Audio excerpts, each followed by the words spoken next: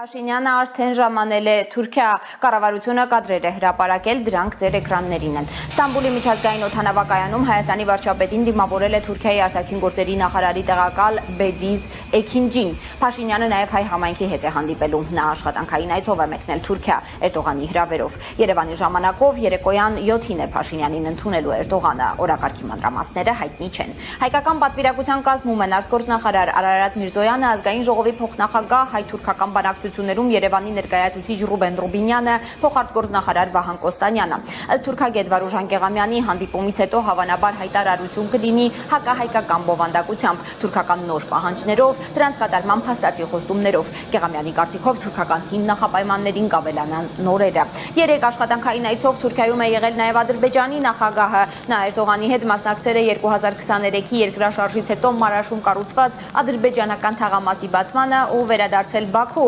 Փաշինյանի հետ հանդիպում նախատեսված չէ։ Հայաստանի վարչապետը Թուրքիայում է եղել նաև 2 տարի առաջ Ռեջեփ Թայիպ Էրդողանի երթմնակալության օրը։ Վերջին անգամ նրանք հանդիպել էին մայիսի կեսին Տիրանայում, ոչ պաշտոնական զրույց ունեցել ոտքի վրա։